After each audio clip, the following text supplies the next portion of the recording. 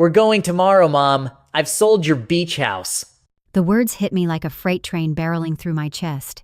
I was standing in my kitchen, holding a cup of tea that suddenly felt like it weighed 1,000 pounds.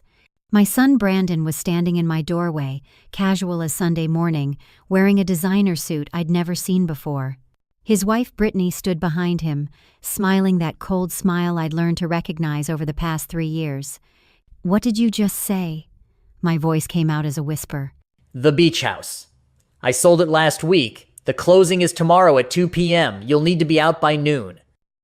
Brandon said it like he was discussing the weather, like he hadn't just announced he'd stolen my entire world. That beach house wasn't just a property. It was 42 years of memories with my late husband Ernest. It was where we spent every summer from 1978 until Ernest's death. It was where Brandon learned to swim at age 4, where he built sandcastles and caught his first fish off the pier. It was where Ernest proposed to me on that weathered deck overlooking the Atlantic, getting down on one knee at sunset with his grandfather's ring. It was the place Ernest and I had scrimped and saved for, working double shifts and skipping vacations for 15 years to afford. I worked as a nurse, pulling night shifts at the hospital. Ernest worked construction, then took weekend jobs doing carpentry. We ate beans and rice when we wanted steak. We drove our old Ford until it had 200,000 miles. Every penny we saved went into that dream. We bought it in 1978 for $127,000. It was a fixer-upper then, with peeling paint and a sagging porch. Ernest spent 5 summers rebuilding that deck board by board. I painted every room, chose every curtain, planted every flower in that garden. It was ours in a way nothing else had ever been ours. When Ernest died 3 years ago from a massive heart attack, right there in our bedroom at the beach house, that property became my sanctuary. It was the last place I could still feel close to him. The last place where his presence was still tangible. I could still see him in his reading chair by the window. I could still smell his coffee brewing at 6 a.m. I could still hear his laugh echoing off the deck when he told his terrible jokes. "You can't sell my house, Brandon. It's in my name." My hands were shaking. Brittany stepped forward, her $3,000 handbag swinging from her shoulder. It was a Chanel. I recognized it from the magazines she was always reading. Her outfit probably cost more than my monthly pension. The irony of that wouldn't hit me until later. Actually, Eleanor, you signed it over to Brandon 2 years ago. Don't you remember? When you had that health scare and we were helping with your paperwork? I felt my knees go weak. I did remember signing papers, lots of papers. Brandon had spread them across my kitchen table, this same table where I'd helped him with homework for 12 years. He'd brought his favorite cookies, the chocolate chip ones I used to bake every Sunday. He'd held my hand and said, Mom, I know this is overwhelming, but I'm here to help you. These are just standard estate planning documents. They'll protect you if anything happens. I trusted him. Why wouldn't I? This was the boy I'd rock to sleep every night when he had nightmares. The child I'd nursed through chickenpox and broken arms and teenage heartbreak. The young man I'd stayed up with all night before his college entrance exams, making him coffee and testing him on vocabulary words. The son I'd worked double shifts for so he could go to the college of his dreams without worrying about money. I'd trusted him because I was his mother, and mothers trust their children. We're hardwired to believe in them, to see the best in them, to give them chance after chance after chance. I thought, you said I'd still own it. You said you were just helping. Things change, Mom. Brandon wouldn't even look me in the eye. Brittany and I need the capital. We're expanding the business. The buyer offered $847,000. That's a great price. $847,000. That was the price of my memories, my sanctuary, my connection to Ernest. Where am I supposed to go? I asked, my voice breaking. You have your apartment here in town. Brittany said sweetly, like she was doing me a favor. You don't need 2 properties at your age. It's too much for you to manage anyway. The apartment. The small 1-bedroom place I'd moved to after Ernest died, closer to Brandon and Brittany because they'd insisted I needed family nearby. I'd kept the beach house as my escape, driving the 2 hours every weekend to sit on that deck, to walk the shore where Ernest and I had walked 1,000 times. Brandon, that house is all I have left of your father. Dad's been gone 3 years, Mom. You need to move on. He checked his watch. Look, we have a meeting. Here's the address where you need to be tomorrow to sign the final papers. Don't be late. He handed me a business card and walked out. Just like that. Brittany paused at the door, her perfectly manicured hand on the frame. Oh, and Eleanor? The furniture needs to stay. It's part of the sale. The buyers want the coastal aesthetic intact. The furniture. Ernest's favorite reading chair. The dining table where we'd hosted 30 years of summer gatherings. The bed where we'd watch sunrise after sunrise through those big windows. You're taking everything, I whispered. We're not taking anything, Eleanor. We're selling what's ours. There's a difference. She smiled and left. I stood in my kitchen for I don't know how long. The tea went cold in my hands. Then I did something I hadn't done in 3 years. I called my friend Doris, Ernest's cousin, who lived 2 towns over. Doris, I said when she answered, I need help. Brandon sold my beach house. There was a long pause. He did what? I told her everything. The papers I'd signed, the lies about estate planning, the $847,000, the furniture that had to stay. My voice shook through the whole story. Eleanor, listen to me very carefully. Doris said, her voice sharp and clear. Don't sign anything tomorrow. Don't go to that closing. Do you understand me? But he said, I don't care what he said. Something's wrong here. Ernest left you that house free and clear. Even if you signed papers, there are laws about this kind of thing. I'm calling my nephew Arthur. He's a real estate attorney. Don't make a move until we figure out what's going on. That night, I couldn't sleep. I kept thinking about the beach house. I'd been there just 3 days ago. I'd sat on the deck watching pelicans dive for fish. I'd walked to the small market on the corner where the owner, Mrs. Chen, always saved me the freshest tomatoes. I'd watered the herb garden Ernest had planted, the one I kept alive in his memory. At 6 a.m., my phone rang. It was Arthur, Doris's nephew. Mrs. Hayes, I need you to bring me every document you have related to that beach house. Every deed, every paper you signed, everything. Can you come to my office at 9 a.m.? I arrived at 8:45 with a folder full of papers. Arthur was a sharp-eyed man in his 50s, the kind who didn't miss details. He spread the documents across his desk and started reading. After 20 minutes, he looked up at me. Mrs. Hayes, did you know you signed a quitclaim deed? A what? A quitclaim deed. It transferred full ownership of the property to your son. You didn't sell it to him, you gave it to him. For free. My stomach dropped. He said it was for estate planning. He said I'd still own it, that it was just paperwork. Arthur's jaw tightened. Did anyone explain what you were signing? Was there another attorney present? No. Just Brandon and Brittany. Brittany is a notary, so she notarized it. She said that made it official and legal. A notary can't provide legal advice. And if you didn't understand what you were signing, there may be grounds to challenge this. He picked up another document. Mrs. Hayes, this paperwork shows the house was appraised at $847,000, but look at this. He pointed to a line I'd never noticed. The sale to the buyers is for $1.2 million. I stared at the number. $1.2 million. But Brandon said $847,000.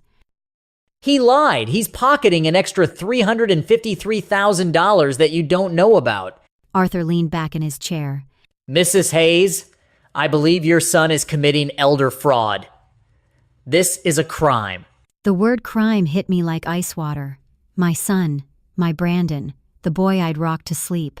The child I'd put through college, working 2 jobs to afford the tuition because I didn't want him to have student loans. The man whose wedding I'd paid for because he and Brittany wanted something elegant, and I didn't want them to start their marriage in debt. What do I do? I asked. First, we stop this sale. I'm filing an emergency injunction this morning. Second, we investigate. I want to see your bank statements, credit cards, everything. If Brandon did this with the house, he might have done other things. I went home and gathered every financial document I could find. When I spread them across my dining table, I started to see things I'd missed, small things, then bigger things. 2 years ago, I'd had a health scare, a minor stroke that left me disoriented for a few weeks. I couldn't remember names. I couldn't balance my checkbook. I couldn't even remember what day it was sometimes. Brandon and Brittany had helped me during that time. They'd moved in temporarily, they said, to take care of me. They'd paid my bills, managed my accounts, handled everything while I recovered. Now, looking at my bank statements from that period, I saw withdrawals I didn't remember making. $3,000 here, $5,500 there, $7,800, $4,200. They were always just under $10,000 in amounts that didn't trigger automatic bank reviews. The withdrawal descriptions were vague: personal expenses, medical costs, home repairs. I started adding them up. March 2023, $12,400 withdrawn. April 2023, $14,800 withdrawn. May 2023, $19,800 withdrawn. Over the 6 weeks I'd been recovering, nearly $47,000 had vanished from my savings account. That was money Ernest and I had saved over 40 years. That was my emergency fund, my security, my peace of mind. I found credit card statements for cards I didn't remember opening. Someone had opened 3 credit cards in my name during those weeks when I couldn't think straight. The cards were from stores I'd never shopped at: Neiman Marcus, Nordstrom, Saks Fifth Avenue. The charges were for luxury items: a Prada handbag for $2,800, a Gucci belt for $890, men's Rolex watches totaling $8,400, designer clothes from stores I'd never stepped foot in, $1,200 for a single dress, $760 for shoes, $3,400 for a leather jacket, jewelry I'd never seen, diamond earrings for $4,200, a tennis bracelet for $6,800. The statements showed the cards being paid down with automatic transfers from my checking account, just enough each month to keep them active. The total across all 3 cards was $31,600. I'd been paying off Brandon and Brittany's shopping sprees for 2 years without even knowing these cards existed. Then I found something that made my blood run cold: a loan document buried in a folder marked medical records. Someone had taken out a home equity line of credit on my apartment for $65,000. The application was dated April 2023, right in the middle of my stroke recovery when I could barely remember my own address. I'd never authorized it, never even knew it existed. The loan was in my name, secured by my property, and I was apparently responsible for paying it back at 8.5% interest. The funds had been disbarged to an account I didn't recognize. My monthly payment was $847, automatically deducted from my checking account. I'd been paying it for almost 2 years, thinking it was some medical bill from my hospital stay. I traced the account number. It belonged to a business called BH Marketing Solutions, Brandon's company. My son had taken out a $65,000 loan in my name to fund his failing business. Brandon and Brittany had been systematically stealing from me for 2 years. The beach house sale wasn't an isolated incident. It was the grand finale. I called Arthur back.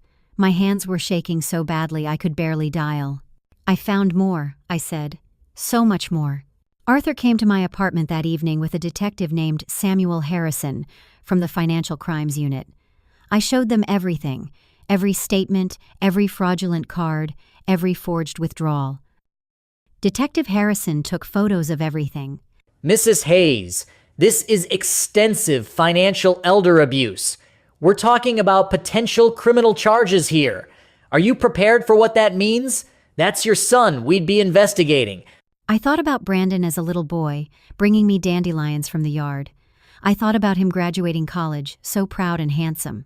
I thought about him standing in my kitchen 2 days ago, cold as stone, telling me he'd sold my sanctuary for profit. "My son died when he decided to steal from his mother," I said quietly. "This man who looks like Brandon isn't my son anymore." The next morning was the scheduled closing. I didn't go. Instead, Arthur filed the emergency injunction at 9 a.m. By 10 a.m., Brandon was calling my phone, screaming, What did you do? The buyers are furious. The sale is blocked. You're ruining everything. "No, Brandon," I said, my voice steadier than I'd ever heard it. "I'm saving everything, including myself." Mom, you don't understand. We need this money. We have debts. real debts. The business is struggling. We were counting on this. So you stole from your mother? You forged documents? You opened credit cards in my name? There was a long silence. How did you... How did I find out? I'm 68 years old, Brandon, not dead. I still have a brain that works just fine. I paused. The police are investigating. Arthur is filing a lawsuit. Every penny you took, I'm getting back. Mom, please. We can work this out. We're family. Family doesn't steal. Family doesn't lie. Family doesn't trick their own mother into signing away her home while she's recovering from a stroke. Brittany's voice came through the phone, shrill in the background. Tell her if she doesn't drop this, we'll cut her out completely. She'll never see us again. Tell Brittany I can hear her, I said calmly, and tell her I'd rather be alone than be robbed. I hung up. The legal process moved faster than I expected. Arthur was thorough and relentless. He subpoenaed bank records, credit card applications, the quitclaim deed, the loan documents, even Brandon's business records. Everything pointed to a systematic scheme to defraud me of my assets. The fraudulent credit cards had Brittany's handwriting on the applications. I'd never noticed before how distinctive her handwriting was, those exaggerated loops and flourishes. But there it was, my name written in her hand, my signature forged, my social security number filled in incorrectly at first, then corrected. Security camera footage from one of the luxury stores showed Brittany using one of the cards on the 15th of May 2023. She was wearing a white sundress and oversized sunglasses. She showed ID when asked, but when Arthur got the footage enhanced, the ID clearly wasn't mine. It was some kind of fake, probably made online. The store clerk hadn't looked closely enough. The home equity loan had forged signatures that didn't match my handwriting. Arthur hired a forensic document examiner who testified that the signature showed signs of simulation, meaning someone had traced or copied my signature rather than me signing naturally. The pressure points were wrong. The flow was wrong. Even the pen strokes showed hesitation marks where a forger had paused to check their work. Detective Harrison brought in a forensic accountant named Margaret Chen, an intense woman with sharp eyes who seemed to see patterns in numbers the way other people saw colors. She traced the stolen money meticulously, creating spreadsheets that showed exactly where every dollar had gone. Some of it had gone to pay for Brandon and Brittany's lifestyle upgrades. A new BMW 7 Series for Brittany, purchased in June 2023 for $87,400, paid with a cashier's check that came from my savings account. Designer furniture for their house, a $12,000.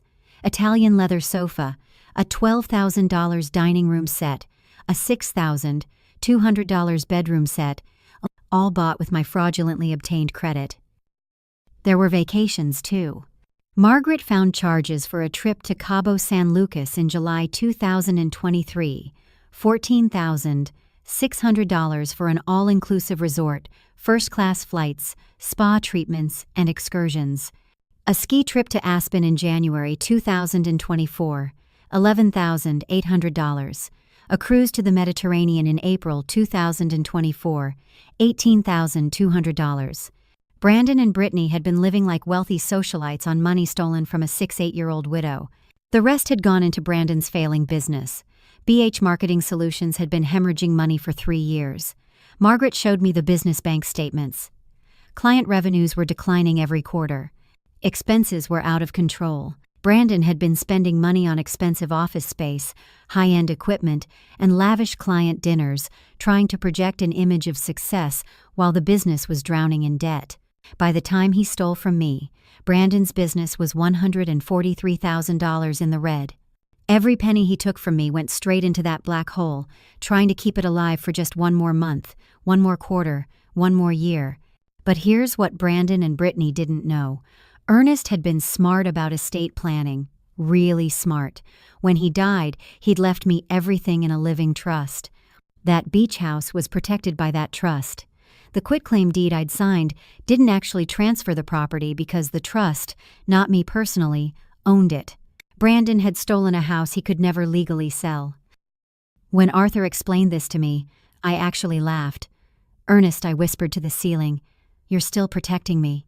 The buyers Brandon had lined up sued him for breach of contract when the sale fell through. They'd put down a $120,000 deposit they wanted back, plus damages. Brandon didn't have it. His business was failing. His credit cards were maxed out. He and Brittany had spent everything they'd stolen from me and more. 4 months after that terrible day in my kitchen, I sat in a courtroom. It was a Tuesday morning in October, unseasonably warm for autumn. The courtroom was smaller than I'd expected from TV shows, with worn wooden benches and fluorescent lights that hummed slightly. The judge was a stern woman named Patricia Chambers, who looked at Brandon and Brittany like they were something unpleasant on her shoe. She was in her 60s, with silver hair pulled back in a tight bun and reading glasses that she peered over when she wanted to emphasize a point. Arthur presented the evidence methodically. He put the bank statements on the projector, showing withdrawal after withdrawal, each one circled in red. He showed the credit card applications with Brittany's handwriting. He played the security camera footage of Brittany shopping with my card. The jury watched in silence as she tried on a $3,400 leather jacket, twirling in front of the mirror like she was at a fashion show. Brandon and Brittany's lawyer, a nervous young man fresh out of law school who looked like he'd rather be anywhere else, tried to argue that I'd given them permission, that I'd been forgetful after my stroke, that they'd been helping me, not stealing from me. Then Arthur called me to the stand. Mrs. Hayes, he said gently, can you tell the court about your relationship with your son before all this happened? I took a breath. Brandon was my whole world. After my husband died, he was all I had left. I trusted him completely. I would have given him anything if he'd asked. He didn't need to steal. Did you give him permission to open credit cards in your name? No. Did you give him permission to take out a home equity loan on your apartment? No. Did you give him permission to withdraw $47,000 from your savings account? No. Did you understand that the quitclaim deed you signed would transfer ownership of your beach house to him? No. He told me it was for estate planning. He told me the house would still be mine, that he was just helping organize my paperwork. I trusted my son. My voice broke. I trusted him. Brittany's lawyer cross-examined me, suggesting I was confused, that my memory wasn't reliable after the stroke. But Arthur had prepared me well. "Sir," I said calmly, "I had a minor stroke that affected my short-term memory for 6 weeks. It's been 2 years. My memory is fine now." And I remember very clearly being told by my son that he was helping me, not robbing me. The courtroom was silent. Arthur then called the forensic document examiner, who explained in technical detail how the signatures were forged. He called Margaret Chen, who walked the jury through every stolen dollar with charts and spreadsheets. He called the bank manager, who testified that the withdrawals during my stroke recovery had been made in person by someone presenting my ID, but the security footage showed it was Brittany, not me. Finally, Arthur revealed the evidence about the Beach House Trust. He put Ernest's trust documents on the projector, highlighting the sections that showed the property was owned by the Ernest and Eleanor Hayes Living Trust, not by me personally. Mrs. Hayes couldn't sign away property she didn't personally own, Arthur explained. The quitclaim deed is worthless. Mr. Hayes attempted to sell property that was never his. That's fraud. Brandon's face went from pale to gray. Brittany grabbed his arm, whispering frantically. The judge called a brief recess. When we returned, her expression was thunderous. "The evidence is overwhelming," Judge Chambers said. "This court finds that Brandon Hayes and Brittany Hayes engaged in systematic financial exploitation of Eleanor Hayes, a vulnerable adult. This wasn't a misunderstanding. This wasn't confusion. This was calculated, deliberate theft, spanning 2 years and involving multiple fraudulent acts." She paused, looking directly at Brandon. "Mr. Hayes, your mother trusted you. She raised you. She educated you. She loved you. And you repaid that love by stealing from her while she was at her most vulnerable. This court finds your conduct morally reprehensible and legally inexcusable." Brittany started crying. Not quiet tears, but loud, dramatic sobs.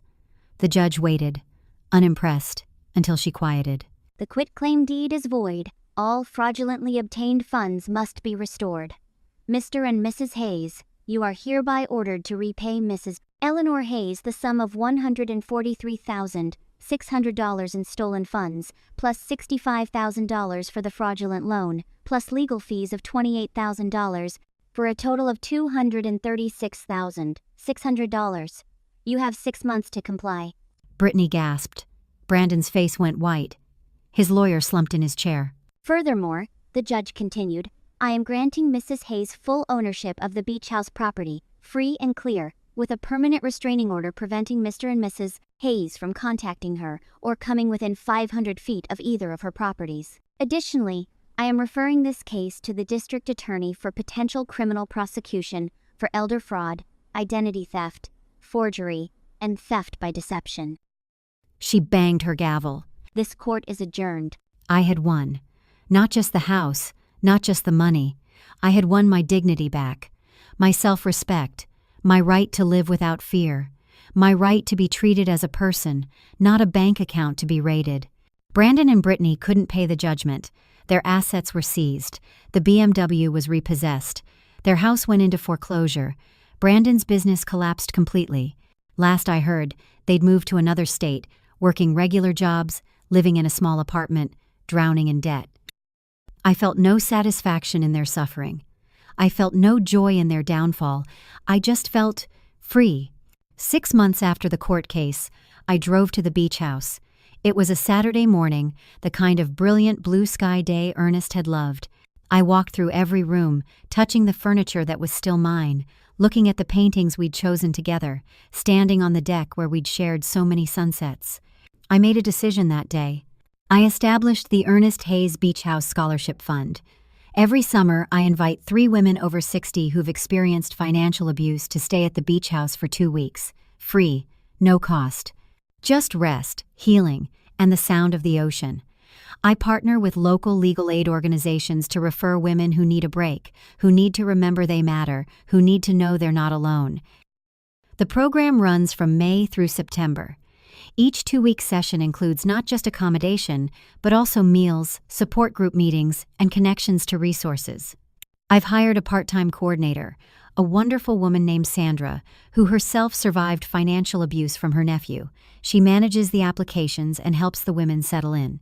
I've met remarkable women through this program. Dorothy, 67, who discovered her daughter had stolen her entire retirement fund of $230,000 to fund a gambling addiction. She arrived at the beach house hollow-eyed and broken, convinced she'd end up homeless. 2 weeks later, she left with a legal strategy, a support network, and hope. Pearl, 71, whose son-in-law forged her name on a reverse mortgage, taking $180,000 in equity from the home she'd owned for 40 years. She came to us in the middle of foreclosure proceedings, certain she'd lost everything. By the time she left, she had a lawyer willing to take her case pro bono, and the strength to fight. Constance, 63, who lost $95,000 to a caretaker she'd trusted after her hip surgery. The caretaker had access to her accounts to pay bills and had systematically drained them over 6 months. Constance blamed herself, called herself stupid, said she deserved it for being so trusting.